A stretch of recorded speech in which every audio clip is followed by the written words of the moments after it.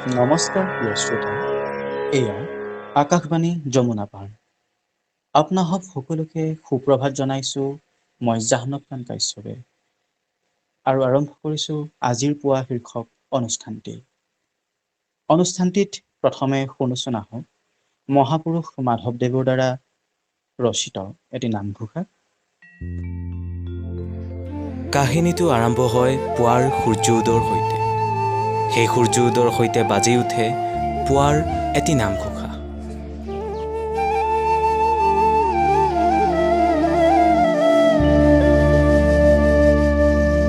কিমতে ভকতি কৰিব তোমাত, হৰি হৰি হৰি হৰি।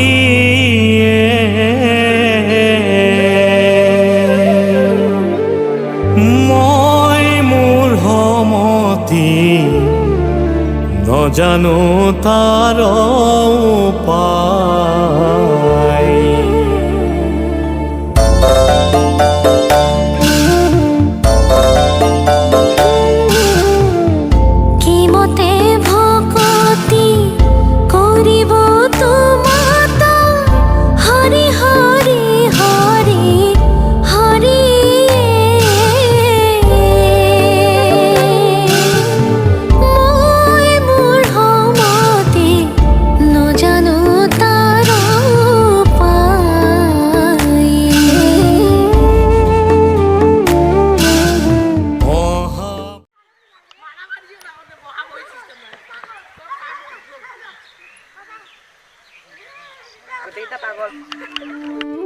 কাজল ছায়ে আৱৰি আছে এক কৰুণ কাহিনী। তেজিমলা অশ্ৰুৰ পথত তাই যেন এক ঘৰ অভাগিনী। ছয়তানৰ ঘৃণাত অপাৰ দুখ যন্ত্ৰণাৰ কৰিছিল তাই সহ্য। দেউতাকৰ মৰমৰ আঁৰতো যে লুকাই আছিল কৰুণ সত্য। পৃথিৱীৰ আচলত ঢাক খাই আছে তাইৰ আত্মাৰ সাধু। কোমোৰা পদুমেৰে তাই প্ৰকাশ কৰে নিজৰ ভাগ্য। বন্ধু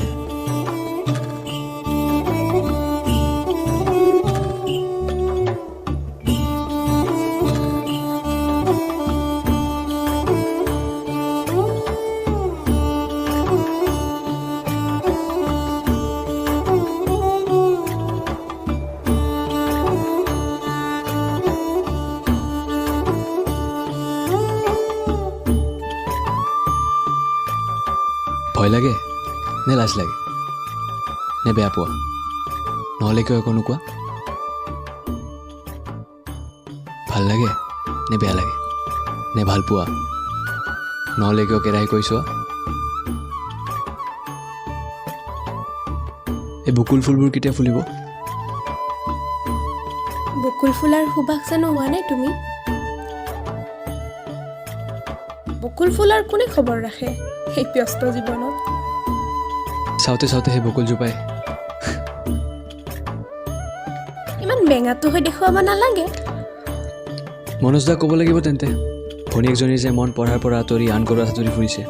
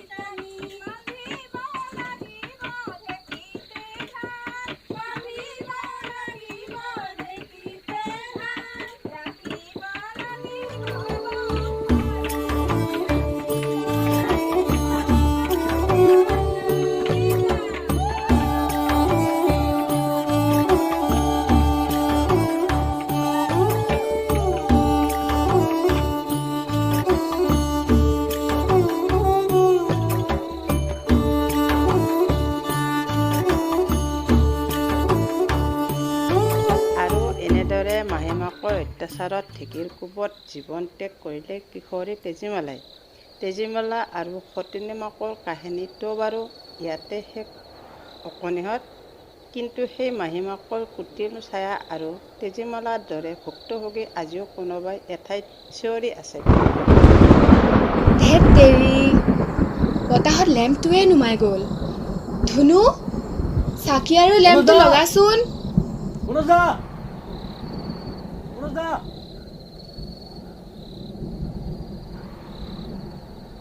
মনোজদা, মই নঙলা মুখত থিয় হৈ আছিলোঁ আৰু হঠাৎ সন্মুখৰ গছজোপাৰ পৰা মোৰ ওপৰত শিল বৰষুণ পৰিব ধৰিল।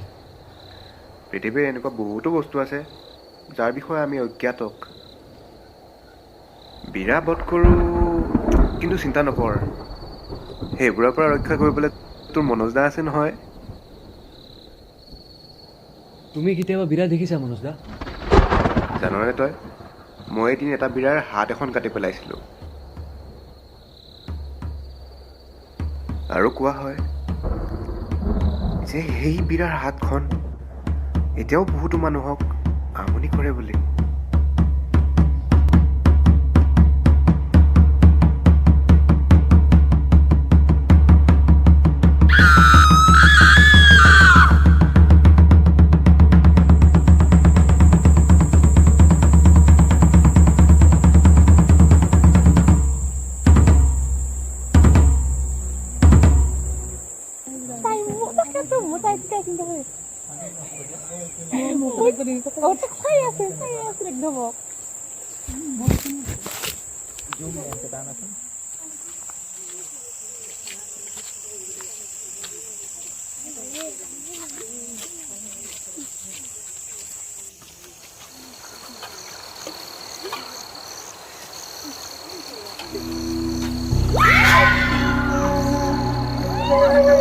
সেই ঘটনাটোৰ পাছত গাঁওবাসীৰ মাজত যেন এক বাৰ্তালাপৰ সৃষ্টি হয়।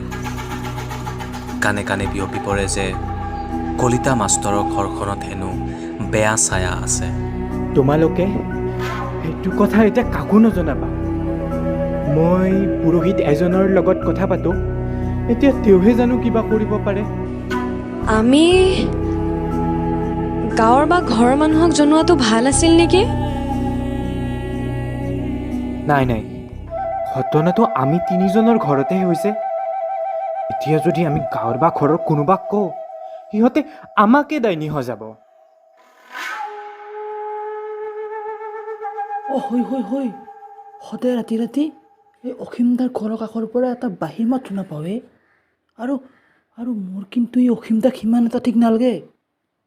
ৰিয়া, চাচোন চা, আজি কাজল আৰু লিপষ্টিক মই নিজেই সানিছোঁ।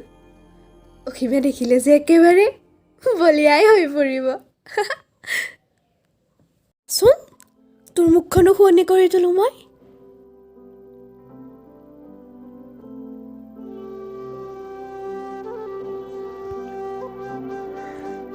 এটা কোঠালীত য'ত অনন্যা আৰু প্ৰিয়া সাজসজ্জাত লাগি আছে, আন এটা কোঠালীত জন্মদিন খাবলৈ অহা সৰলা পেহী আৰু জ্যোতিবৰ মাজত প্ৰিয়া আৰু অনন্যাক লৈ বাৰ্তালাপ চলে। সৰুতে দেউতাক ঠকুৱা আৰু মাক আন পুৰুষৰ লগত পলাই যোৱা খাটমাউৰা ছোৱালীজনী যে প্ৰিয়াৰ নিচিনা বান্ধৱী পাইছে, তাই যে কিমান সুখী। এই বাৰ্তালাপত যেন প্ৰতি মুহূৰ্ততে এটি আৱেগ অনন্যাৰ বাবে আৰু ঘৃণা অনন্যা মাকৰ বাবে। কিন্তু যিয়েই নহওক, অকলশৰীয়া অনন্যাক প্ৰিয়াই যেন কাৰো অভাৱ অনুভৱ কৰিব নিদিয়াকৈ তাই এইখিনি পৰ্যায়লৈ আনিলে। এয়াই হয়তো স্বাৰ্থবিহীন ভালপোৱা, এয়াই যেন সঁচা বন্ধুত্ব।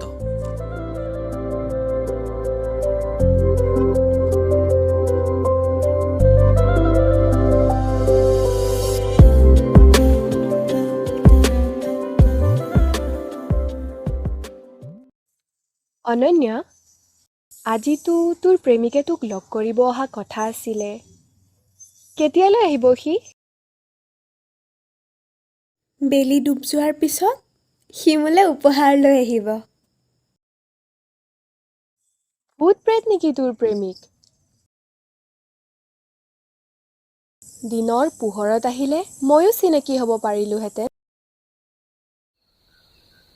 মোৰ বয়ফ্ৰেণ্ডজন তেনেকুৱাই, দিনত লুকাই ৰাতি ওলাই বাহিৰৰ পৃথিৱী থাকি পেলাই ওচৰ আহে কাষ চাপে আন্ধাৰত সি মোক মৰম কৰে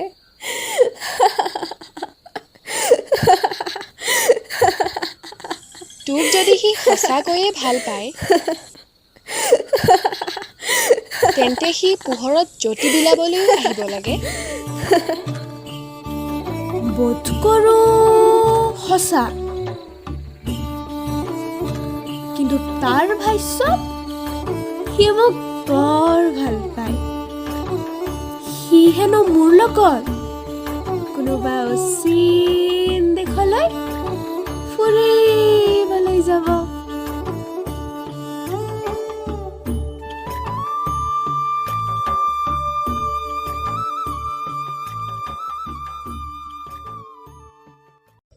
মনোজ দা এই চাপৰিবোৰ কিয় জমা কৰি আছা এয়াই কেৱল সাৱধানতাৰ উপায় বুজিছ এই বিৰাৰ পৰা নিজকে বচোৱাৰ উপায়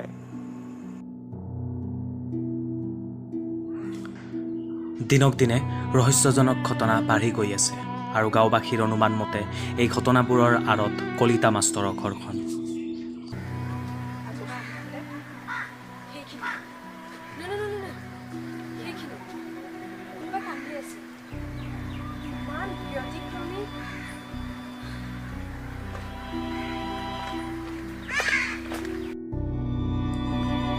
সময় বাগৰিল কিছুদিন পাছত মনোজ দাদাই অনন্যাহঁতক ক'লে যে অসীম দাদাই সিহঁতক পঢ়াবলৈ নাহে কাৰণ অসীম দাদাহঁতৰ ঘৰখনক এঘৰীয়া কৰা গ'ল আৰু সেইষাৰ কথাই যেন অনন্যাৰ বুকুখন খুন্দা মাৰি ধৰিলে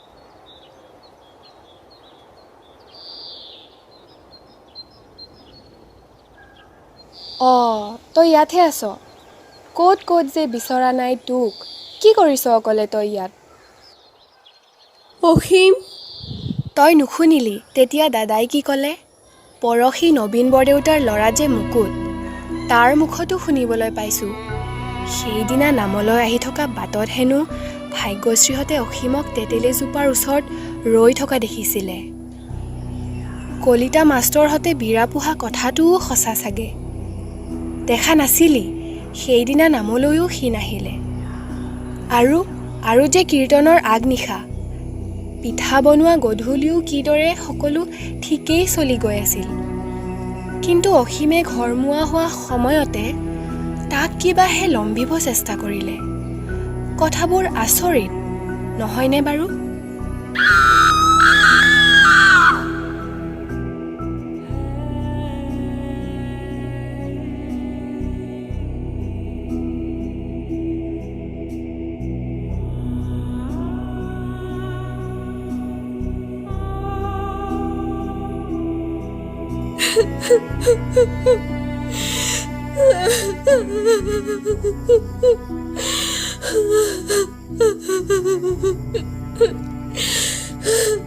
কিবা সমস্যা অনন্যা তই কিয় কান্দি আছ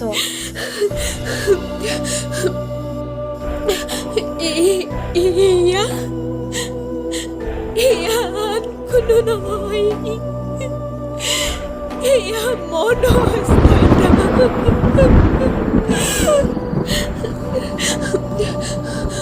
মই 2-3 দিনৰ পৰা লক্ষ্য কৰি আছিলোঁ মই নাজানো এই পৰিস্থিতিত কি কৰা উচিত অনন্যা শুনিবলৈ কথাষাৰ সঠিক লগা নাই প্ৰকৃতাৰ্থত তেখেতে কৰিছে কি দাদাই মোৰ ব্যক্তিগত জীৱনৰ ওপৰত বৰকৈ আগ্ৰহিত হ'বলৈ ধৰিলে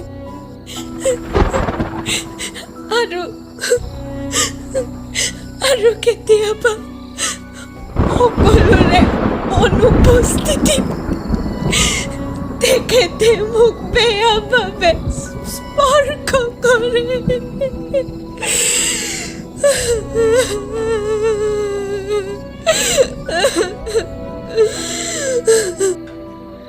পাট কাপোৰৰ সৈতে জীয়ৰী তেজীমলাক যিদৰে মাহীমাকে ঢেঁকীত খুন্দি টুকুৰা টুকুৰ কৰি পেলাইছিল, ঠিক তেনেদৰে বকুৰ কুটুম মনোজ দাদায়ো বীৰাৰ চলেৰে অনন্যাৰ বুকুখন ভাঙি থান বান কৰি ঢেঁকীত খুন্দা দি খুন্দি পেলালে।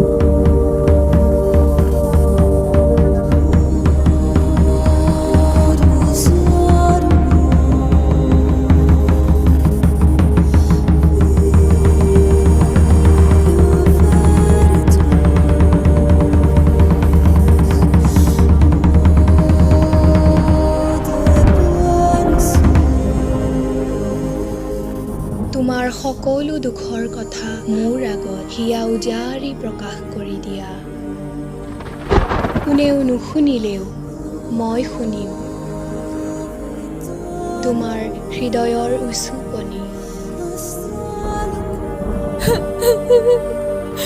মোৰ লগত প্ৰতাৰণা কৰিলে। কৈ দিয়া গাঁওবাসীক সঁচা কথা, কৰি দিয়া ৰহস্যৰ উদ্ঘাটন। কৰিছিলো চেষ্টা, কিন্তু জলকুঁৱৰীয়ে উত্থাপন কৰা প্ৰশ্নৰ প্ৰত্যুত্তৰত অনন্যাই প্ৰকাশ কৰে আগনিশা মনোজ ককাইদেউৰ কোঠালিত হৈ যোৱা মুহূৰ্তবোৰ। কিদৰে দুঃসাহসেৰে অনন্যা আৰু প্ৰিয়াই খাট আলনাত সকলো চালি জাৰি চোৱাত চকুত পৰে ফটা কাপোৰৰ টুকুৰা, হাতত লাগে দুখন আলোকচিত্ৰ, এখন চিঠি আৰু ৰহস্যজনক এখন ডায়েৰী। সোমবাৰে ৰাতি একেইখিনি ঠাইত একেই সময়ত ফাদিল হয় কিদৰে নামৰ দিনাও কুটিল চলেৰে পানী এবাল্টিলে ৰৈ থাকিব উপদেশ দিছিল মনোজ দাদাই। বুজি উঠিছিল প্ৰিয়াই, বুজি উঠিছিল কিদৰে অন্ধবিশ্বাসৰ সহায়েৰে সমাজৰ সন্মানীয় মনোজ শইকীয়াই কলিতাৰ ঘৰখনক বীৰাৰ বাসস্থান সজালে আৰু অনন্যাৰ দৰে গাভৰুজনীক ব্যৱহাৰ কৰিলে। নাছিল হয়তো যথেষ্ট ইমানবোৰ যন্ত্ৰণা, কিয়নো ভাগ্যয়ো দেখুৱালে কি খেলা। পিছ মুহূৰ্ততে অনন্যাহঁতক ৰঙীন হাতেৰে ধৰিবলৈ উপস্থিত হ'লহি মনোজ দাদা।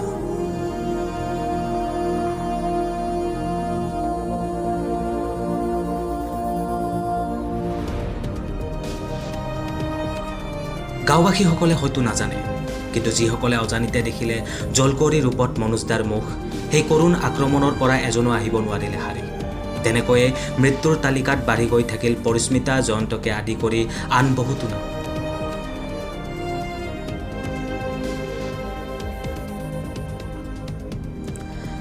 এঘৰীয়া কৰি দিলে কি হ'ল, বাটেৰে পাৰ হোৱা জোনাকী পৰুৱা দুটাই কঢ়িয়াই আনিলে অসীমলৈও সেই কৰুণ বাতৰি। আৰু তেতিয়াৰে পৰা প্ৰত্যেক দিনা বেলি অস্ত যোৱাৰ পাছত অনন্যাক বিচাৰি থুনুকা হৃদয় এখন লগত লৈ নৈ ঘাটলৈ ঢাপলি মেলে অসীম। বাহ, কি সুন্দৰ কাহিনী লিখিছ। ৰিজাব পৰা যাব সমাজত মুখা পিন্ধা সেই মাহীমাকৰ দৰে চৰিত্ৰ আৰু তেজীমলাৰ নিচিনা ভুক্তভোগীবোৰ। কিন্তু কবিৰ, তই এই কাহিনীটোৰ কি শিৰোনাম দিম বুলি ভাবিছ? তই কচোন শিৰোনামটো কি দিবি? কাহিনীটোত দেখিবলৈ পোৱা চলনা, প্ৰতাৰণা গোটেইবোৰ যিহেতুকে মানৱৰূপী জলকুঁৱৰীৰ আগে পিছে পৰিক্ৰমণ কৰা দেখা গৈছে, সেয়ে মই এই কাহিনীটোৰ শিৰোনাম দিবলৈ বিচাৰিম জলকুঁৱৰী। শিলো নতলিয়াবি, তাহো নাচাপিবি। গোৰে ডেকা ল'ৰা তই, নৈৰ পাৰত জলকুঁৱৰীৰ ৰূপত মনোজ দাদাৰ হাতত ঘৃণন্য অপৰাধত চিকাৰ হলো মই।